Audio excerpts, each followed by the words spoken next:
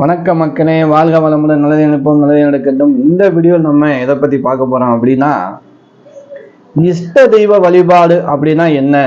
குலதெய்வ வழிபாடு எல்லாருக்குமே தெரியும். இஷ்ட தெய்வ வழிபாடு இதுதாங்க ரொம்ப ரொம்ப பவர்ஃபுல்லானது. அதாவது நம்ம ஒரு கோவிலுக்கு போறோம், ஒரு சுவாமியை பார்த்தா மட்டும், ஒரு தெய்வத்தை பார்த்தா மட்டும் நமக்கு உடம்பு சிலுக்கும். நம்ம மனசு என்னமோ அதை விட்டு போறதுக்கே இடம் கொடுக்காது. அந்த அளவுக்கு ஒரு பாசம் ஏற்படும். இப்ப முருகன் பக்தர்கள் ரொம்ப பேர் இருக்கீங்க. முருகனை அதான் இஷ்ட தெய்வம். உங்க மேல நீங்க அது மேல பாசம் அதிகமா வைக்கக்கூடியது யாரு? நீங்க அதை பார்த்துக்கிறேன். எந்த தெய்வம்? ஆண் தெய்வம், பெண் தெய்வம், ஏதாவது பிரித்திங்கிற காளி வாராகி, ஒரு தெய்வத்தை நீங்க இஷ்ட தெய்வமாக எடுத்துக்கொள்ள வேண்டும். ஏன் இதை நான் சொல்றேன் அப்படின்னா, ஒரு கோவிலுக்கு போறோம், 15 சன்னதி இருக்கும். பிள்ளையார்ல இருந்து, அம்பால இருந்து, முருகர், சிவன், எல்லா தெய்வங்களும் இருக்குன்னு வச்சுக்கிறீங்களேன்.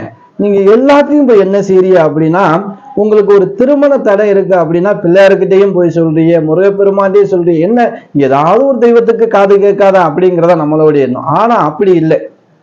என்ன அப்படின்னா, பிள்ளையார் என்ன செய்வார்? பிள்ளையார்கிட்டையும் நீங்க சொல்லிட்டீங்க, முருகன்ட்டையும் சொல்றீங்க, சரி நம்ம தம்பி பார்த்துப்பார். சிவன்ட்டையும் அந்த குறை சரி நம்ம அப்பா பார்த்துப்பார். பெருமாள்கிட்டையும் சொல்றீங்க, சிவபெருமான் நம்ம மைத்துனர் பார்த்துப்பார். இப்படி பார்த்துப்பாருன்னு விட்டுருவாங்க. இப்ப நீங்க ஒரு ஆள்கிட்ட நீங்க உதவி கேட்கறீங்க, என்கிட்டையும் கேட்கறீங்க, என் மச்சான்ட்டையும் கேட்கறீங்க, என்னுடைய அப்பாட்டையும் கேட்கறீங்க, என்னுடைய பங்காளிட்டையும் கேட்கறீங்க. இது எனக்கு தெரியுது, சரி யாராவது ஒருத்தர் இருக்கப்பட்டவர் செஞ்சிருவாரு அப்படின்னு சொல்லிட்டு விட்டுருவாங்க. லூஸ்ல அது எல்லாருமே அதே மாதிரி நினைச்சு விட்டுருவாங்க, போட்ட விட்டுருவாங்க. அப்போ நம்ம ஒரு கோரிக்கையை ஒரே ஆள்கிட்ட நீங்க ஒரு உதவி கேட்கும் போது என்ன செய்வாரு? அடப்பாவி, நம்மளே நாடி வந்துட்டு இருக்கானே, நம்மகிட்டயே கேட்டுட்டு இருக்கானே, வேற யார்கிட்டையும் கேட்கலையே, சரி நம்ம தான் செஞ்சு ஆகணும் போல, தொல்லை தாங்க முடியும்னு சொல்லி அவனுடைய என்ன கோரிக்கையோ அதை நம்ம நிறைவேற்றுறதுக்கு முயற்சி எடுப்போம். இப்படித்தான் தெய்வமும். உங்களுக்கு பிடிச்ச இஷ்ட தெய்வம் சிவபெருமானா இருக்கா, அம்பாலா இருக்கிறதா, அந்த தேவதையை நீங்க பிடிச்சுக்கிறீங்க. தினமும் இதை போய் சொல்லுங்க.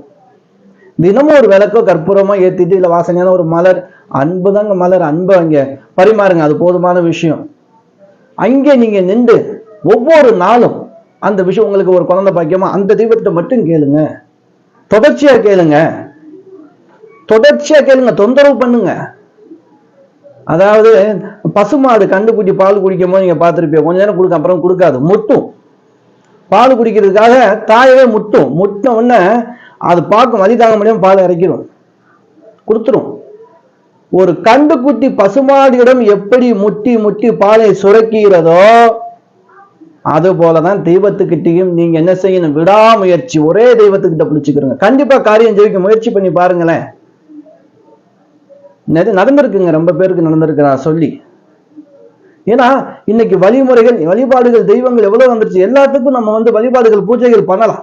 எல்லாத்துக்கும் நீங்க பூ போடுங்க, அலங்காரம் பண்ணுங்க, உலக சேமத்துக்காக பிரார்த்தனை பண்ணிக்கிறீங்க, உங்கள் உறவினர்களுக்காக பிரார்த்தனை. உங்களுக்குன்னு ஒரு பிரார்த்தனை இருக்கு அப்படின்னா ஒரே தெய்வம் இஷ்ட தெய்வம் தாங்க. அந்த இஷ்ட தெய்வத்துக்கிட்ட நீங்க தினமும் போய் சொல்ல சொல்ல சொல்ல உங்களுடைய சொல் பலிதமாகிவிடும்.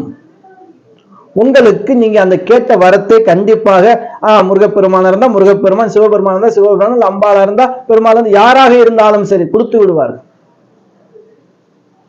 இப்போ மருத்துவர்கிட்ட போய் நம்ம ஒரு ஜுரம் சொல்லி போறோம், காய்ச்சல் சொல்லி போறோம், ஒருத்தர்கிட்ட போய் நம்ம போய் ஒரு ஊசி போடுறோம், எப்படியா இருந்தாலும் உடனே கேட்காது. உடனே என்ன பண்றோம்? கொஞ்சம் ஜுரம் அதிகமான உடனே இன்னொருத்தர்கிட்ட போவோம். ஆனா நல்லா தெரிஞ்சுக்கிறீங்க, ஒரே மருத்துவர்கிட்ட நீங்க போகும்போது உங்களுக்கு என்ன ப்ராப்ளம் என்று அவருக்கு தெரிஞ்சிடும். நீங்க ஒரு சின்ன விஷயத்துக்கு போனா கூட உங்களுக்கு பார்த்த அனுபவத்துல இது சரி, இது போட்டா உங்களுக்கு சரியாயிரும் அப்படின்னு ஒரு மருத்துவருக்கே தெரியும். அதனால என்ன செய்வாங்க? ரெகுலரா ஒரு மருத்துவரையே ஃபாலோ பண்ணுவாங்க. இப்படித்தான் தெய்வத்தையும் ஃபாலோ பண்ண வேணும். ஏன்னா மருத்துவரும் கடவுளும் ஒண்ணு, அதனால அதை நினைச்சு சொல்றேன் நான். அப்படிப்பட்ட ஒரு விஷயத்தை நம்ம ஒரு தெய்வத்துக்கிட்ட முறையிடும் போது மிஞ்சி என்னங்க, ஒரு மண்டலம் எடுத்துக்கிறீங்களேன், ஒரு 48 நாள் தொடர்ச்சியா பண்ணி பாருங்க, கண்டிப்பா மாற்றம் கிடைக்கும். எனக்கு பண கஷ்டம் இருக்கு, நான் 1,00,000க்கு மேல கடன் சுமை ஆயிட்டேன் அப்படின்னு சொல்லி 48 நாள் நீங்க சாமிகிட்ட போனீங்க அப்படின்னா கண்டிப்பா அதுக்கு தீர்வு கிடைக்காது. ஏன்னா நம்ம ஏதாவது தொழில் பண்ணணும், நமக்கு ஏதாவது வருமானம் வர்றதுக்கு ஏற்பாடு பண்ணணும், அதுக்கான வழியை காட்டும். நீங்க சொல்ல வேண்டியது, நான் இது போல எனக்கு கடன் சுமை அதிகமா இருக்கு, அது தீர்வுக்கு எனக்கு வழியை காட்டு. எனக்கு தீர்த்து வை அப்படின்னு சொன்னா அவர் எப்படி பணத்தை வந்து கொடுக்க, அந்த தெய்வம் கொடுக்காது இல்லையா? அந்த கடவுள் உங்களுக்கு வழி காட்டுவார். இந்த வழி உங்களுக்கு செஞ்சு கொடுப்பார். இந்த தொழிலுக்கு ஏதாவது ஒரு அஸ்திவாரத்தை போடுவார். அது மூலியமா உங்களுக்கு லாபம் கிடைக்கும். அது மூலியமா உங்க கடன் சுமை குறையும். கல்யாண தடை இருக்கு, திருமண தடை, அதாவது திருமண தடை இருக்கு, குழந்தை பாக்கிய தடை இருக்கு, குடும்பத்துல பிரச்சனை, கோர்ட்டு கேஸ், இது மாதிரி இது போல எந்த ஒரு தடை, யாரும் மனசுக்கு கஷ்டமான விஷயம், நோய், அடிக்கடி ஏதாவது தொந்தரவு இருக்கு, ஒரே தெய்வத்தை போகும். கண்டிப்பாக நல்ல ஒரு ரிசல்ட், கண்டிப்பா நல்ல மாற்றம் கிடைக்கும். இன்னும் ஒரு விளக்கேற்றுக்கு பைசா எடுத்தாலும் பரவாயில்லை, அந்த தெய்வத்துக்கு முன்னாடி உட்கார்ந்துருங்க. அன்பை எனும் எதிர்பார்க்கக்கூடியதான் தெய்வம். அன்பின் வடிவம் தான் தெய்வம். கடவுள் அன்பு தான். பாசம் எங்க இருக்கோ அங்க கடவுள் இருப்பார். அதாவது இப்ப நம்ம ஏற்பாடு பண்ணி, நான் கடவுளை காசை கொடுத்தா கிட்ட போய் பார்க்கறதெல்லாம் நம்ம ஏற்பாடு பண்ணிக்கிட்ட தான், கடவுளை ஏற்பாடு பண்ணல. கடவுளுக்கு நீங்க எத்தனை தூரத்துல இருந்து அவர் நாமத்தை நினைச்சு, பெருமானே, சிவபெருமானே, முருகா, விநாயகர் நினைச்சா கண்டிப்பா உங்களைத்தான் பார்ப்பார். ஃபர்ஸ்ட் நீங்க 2000 3000 கொடுத்துட்டு முன்னாடி போய் தரிசனம் பண்ணா உங்களையெல்லாம் பார்க்க மாட்டார். ஏன்னா காசு இருப்பவர் நல்லா அலங்காரம் பண்ணி பார்க்கலாம் சாமி, அதை காசு இல்லாதவர்கள் பார்த்து சந்தோஷப்படலாம். பணம் இல்லை, நான் தெய்வத்துக்கு எதுவுமே செய்ய முடியல, நீங்க கவலையே பட தேவையில்லை. அன்பால நீங்க செய்யலாங்க. தங்க கவசம் சாத்தலாம், பூ அலங்காரம், ஏன் பூ தேரு, புஷ்ப தேரை நீங்க இழுக்கலாம், கண்ணை மூடிக்கிருங்க.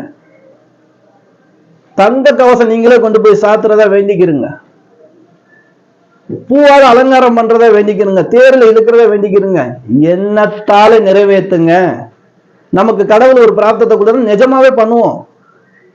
அந்த வரம் நமக்கு இருக்கு அப்படின்னு நிஜத்தை பண்ணுவோம். இப்ப எண்ணத்தால, இப்ப நான்லாம் பாத்துக்கிறேன்னா, நான் ஒருத்தர் சொல்ல, நான் வந்து பூத்தேர் இழுத்தேன், அது மாதிரி பாத்துக்கிறீங்க. ஒரு ஃபங்க்ஷன் நீங்க நடத்துறீங்க, ஒரு அபிஷேகம் பண்றீங்க, ஒரு அன்னதானம் கொடுக்குறீங்க, ஒரு அலங்காரம் பண்றீங்கன்னா, ரொம்ப பேர் என்ன தவறு பண்றாங்கன்னா, இது ஏன் அலங்காரம், இது ஏன் அபிஷேகம், நான் தான் இன்னைக்கு அபிஷேகம், நான் தான் இன்னைக்கு அன்னதானம் கொடுக்குறேன், நான் தான் அன்னதானம் கொடுக்குறேன், ஒரு 10 பேர்கிட்ட சொல்லிடுவாங்க. அதுல எந்த ஒரு பலனும் கிடையாதுங்க. நீங்க செய்யக்கூடிய விஷயத்த, அன்னதானமா இருக்கட்டும், அலங்காரமா இருக்கட்டும், பூவா இருக்கட்டும், மற்றவங்க யாரா சொல்லிட்டு போறாங்க, நீங்க உங்க வாயை திறந்து இன்னைக்கு என்னுடைய பூஜை தான், இன்னைக்கு என்னுடைய அலங்காரம் தான், நான் இன்னைக்கு சுவாமி, இன்னைக்கு என்னுடைய பூஜை தான் நடக்குது அப்படி நீங்க வாயை திறந்து சொல்லாது. இன்னைக்கு நான் தான் அன்னதானம், நான் தான் இன்னைக்கு தேர் இழுக்கிறேன், என்னுடைய தேர், என்னுடைய, அப்படி நம்ம சொல்லிட்டாலே முழுமையான உங்களுக்கு கிடைக்கக்கூடிய பலன் இருக்காம போயிருங்க. நீங்க சொல்லிட்டீங்க. எந்த ஒரு விஷயத்தையும், தெய்வ சார்ந்த விஷயங்கள், நீங்க பூஜை செய்யக்கூடிய விஷயங்களை கண்டிப்பாக மனசுக்குள்ள வச்சு, தெய்வத்துக்கு தானே செய்யறோம், கடவுளுக்கு போய் சேருது இல்லையா, அந்த கடவுள் உங்களுக்கு ஆசி கொடுப்பார். எந்த வழியிலேயும் ஆசி கொடுப்பார் உங்களுக்கு. எந்த எதுவுமே செய்யறதுக்கு வழி இல்லை. நான் சொன்ன அன்பாலே, அந்த எண்ணத்தால நிறைவேற்றுங்க, சந்தோஷப்படுத்தி பாருங்க. வீட்டுல உட்கார்ந்துருந்தா உங்களுக்கு பிடிச்ச தெய்வத்தை வேண்டி அந்த தெய்வத்துக்கு அபிஷேகம் பண்ணலாம். நீங்களே உங்களுடைய இந்த ஜீவாத்மா இருக்கல பரமாத்மா கிட்ட இணையிறது, ஏற்கனவே வீடியோ போட்டிருப்பேன், அந்த போல நீங்க செஞ்சு உங்க மனசுக்கு சந்தோஷத்தை ஏற்படுத்திக்கிறீங்க. என்னைக்குமே கடவுள் வழிபாடு, இஷ்ட தெய்வ வழிபாடு நான் சொன்ன மாதிரி ஃபாலோ பண்ணுங்க, கண்டிப்பா மாற்றம் கிடைக்கும். அப்படி உங்களுக்கு மாற்றம் கிடைச்சா நம்ம வீடியோ பார்ப்பீங்க, கமெண்ட்ல சொல்லுங்க. நம்ம சேனலை புதுசாக பண்ண சப்ஸ்கிரைப் பண்ணிங்கன்னா, லைக் பண்ணுங்க, ஷேர் பண்ணுங்க. ஒரு 4 பேருக்கு நல்ல விஷயம் போய் சேரட்டும். சந்தோஷம். நம்ம அடுத்த வீடியோவில் நம்ம விரைவில் சந்திக்கலாம். விடைபெற்றுக் கொள்கிறேன். உங்கள் ஈஸ்வரன் சீதாராம ஜோதிடர்.